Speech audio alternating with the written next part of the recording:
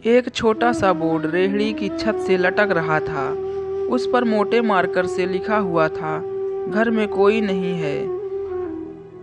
मेरी बूढ़ी माँ बीमार है। मुझे थोड़ी थोड़ी देर में उन्हें खाना, दवा और टॉयलेट कराने के लिए घर जाना पड़ता है।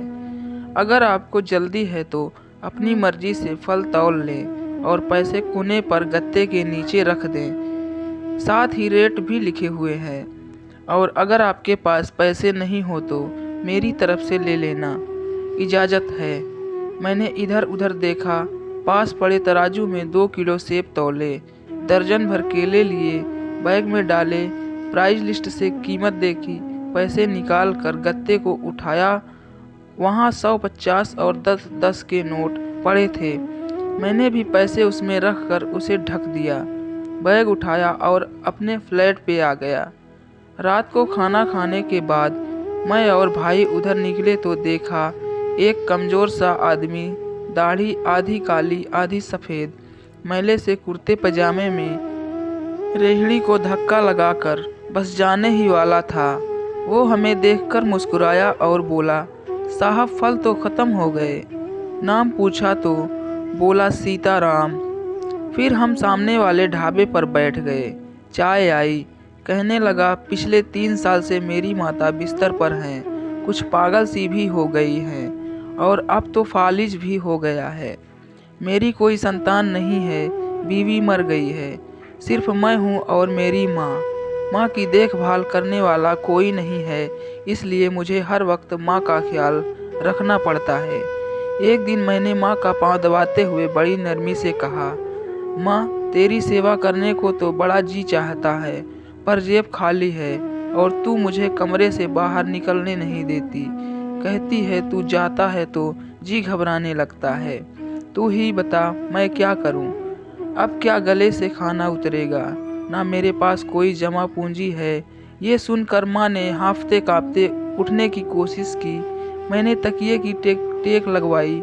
उन्होंने झुर्रियों वाला चेहरा उठाया, अपने कमज़ोर हाथों को ऊपर उठाया, मन ही मन राम जी की स्तुति की। फिर बोली, तू रेहड़ी वहीं छोड़ आया कर, हमारी किस्मत हमें इसी कमरे में बैठकर मिलेगा।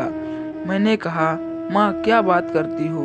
वहाँ छोड़ आऊँगा तो कोई उसे चोर उचक्का सब कुछ ले जाएगा। आजकल कौन लिहाज करता है? कौन बिना मालिक के कौन खरीदने आएगा? कहने लगी, तू राम का नाम लेने के बाद रेहड़ी को फलों से भरकर छोड़कर आ जा। ज़्यादा बक बक नहीं कर, शाम को खाली रेहड़ी ले आया कर। अगर तेरा रुपया गया तो मुझे बोलियो।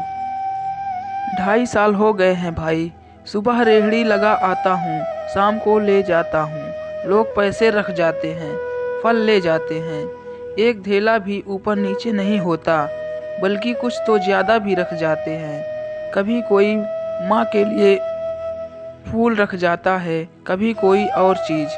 परसों एक बच्ची पुलाव बनाकर रख गई, साथ में एक पर्ची भी थी अम्मा के लिए। एक डॉक्टर अपना कार्ड छोड़ गए, पीछे लिखा था, माँ की तबीयत नाजुक हो तो मुझे कॉल कर लेना, मैं आ जाऊँगा। कोई खजूर रख जाता है, रोज़ाना कुछ न कुछ मेरे हक के साथ मौजूद होता है। ना माँ हिलने देती है, ना मेरा राम कुछ कमी रहने देता है। माँ कहती है, तेरा फल मेरा राम अपने फरिश्तों से बिखवा देता है। आखिर में इतना ही कहूँगा कि अपने माँ बाप की सेवा करो और देखो दुनिया की कामयाबियाँ कैसे हमारे कदम चूमती हैं। दोस्तों वीडियो अच्छा लगा तो लाइक करें और वीडियो देखने के लिए सभी का धन्यवाद।